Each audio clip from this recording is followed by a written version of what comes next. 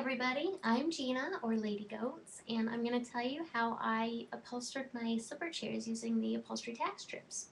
Now there are two kinds of tack strips that you can buy. There is this cardboard one that I bought just so I could show you guys, and this just seemed like it was more work than it needed to be for me, even though it was much, well, I don't want to say much cheaper. It was about 5 cents, and I think these were maybe a quarter each, so I will spend the extra, 20 cents, if that is 5 cents, for ease of use. Now this is the one that I used. This thing is pretty scary looking, and if you step on it, it will draw blood. Just ask baby goats. There was an accident.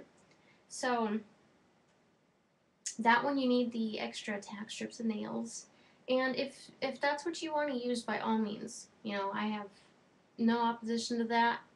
I'm just lazy. So I chose the easy way out, which maybe, like I said, I'm a sadist. And I am upholstering a 2x6 scrap for you guys. So what we're going to do is we're going to pretend that this is the back of the chair that you would sit on. So I guess ultimately it's the front of the chair. So your back is rested on this. And you're going to have the fabric. It's obviously not all the way upholstered. It's a scrap. You're going to take the fabric all the way up and wrap it around the sides. Now I didn't have enough to do that, so I just wrapped it around the sides how I wanted it. I've already stapled it, and I've already pulled it to where, you guys can't see what I'm doing because my hand's blocking it. And I've already pulled it to where I want the top to go. So I pulled it nice and tight so that when I bring it back over, it'll create this nice crisp edge. See? So that's what you basically want to do. It's like wrapping a present. You bring it around, this is going to go straight up, and you just tuck it in. Okay? So I had issues keeping a good straight seam. After I had done this on the chairs, after I had done this and I went to go take this to the chairs, I kept moving it. It kept changing position in a diagonal. So what I did is I folded this in place how I wanted it to go, and I took my iron and I created a crease. I just ironed it down and had this nice crisp line. That way I knew exactly where the tack strip needed to go. I didn't do that now, so just wish me luck.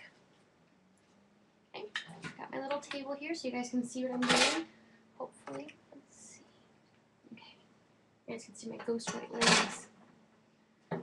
Alright, so what you're going to do is you're going to unfold this, and you're going to place the tack strip sharp side up in the crease that you made. Now I really, really strongly recommend that you make the crease. Absolutely makes it so much easier. And you want to start this at the very top of the very back, so, which happens to be right here for me. Okay. Now another issue that I had was after I'd gotten it into the crease, you have to put it over these teeth and still keep it taut. I really didn't master that until the very last tack strip on the second slipper chair, so only one of them looks good to me. And I really have no suggestions, it's just something you gotta play with. You can tug the fabric and push it through over those big scary looking teeth.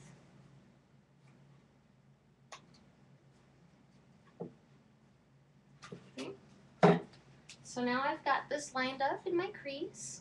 I've got the fabric pushed through, and you want to push it down to where the outside of the tack strip is directly in line with the edge of your board. Which doesn't work if you're trying to pick it up and show a camera. Okay, you're going to line it up, and then basically you just hammer it in. It's really easy. As I have issues, and I'm telling you how easy it is. Nice and taut, right at the edge of the board.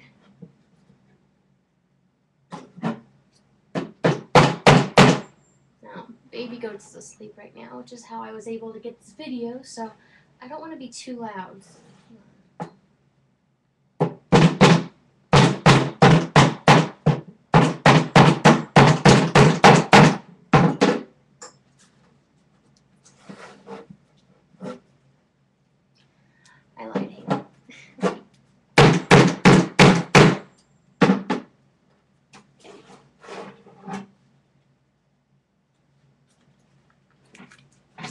also pretending that the other side is done, and I didn't hammer this all the way down because I don't want to hammer any more than I need to.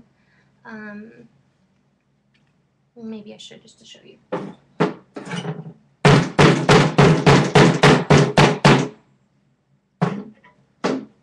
no more, I promise. This still isn't all the way hammered in. It actually was much easier on the slipper chair. Maybe this board's just harder. I'll move this down. So this is going to give you that nice crisp edge to the back on the side if you actually hammer it all the way down like I didn't do. And then you're going to do it, pull it taut, and do it on the other side. And that'll give you the nice clean edges. And it's $1 for one chair. So, I mean, super simple, super easy, super cheap. Big one for me. And it just makes it to where you have these nice crisp edges on the very, very outsides of these things. Now I'm doing this now because I'm going to be doing a bed, and so I'm thinking I might need to use tack strips or sew a slip cover. I'm not quite sure. But anyhow, I hope this answers all of the questions for those of you that have been asking me how they are done. It's kind of hard to take pictures of when you're doing it, so just basically call ahead because to the upholstery shop near you. That's where you will get these. Most of them only have these. I have a big one. If you're in Phoenix, go to Mesa Sales. Oh my gosh, that place is to die for. And they have both and lots of both, so that'll help you out. Like I said, I hope this helps. And go ahead and comment if you have any questions.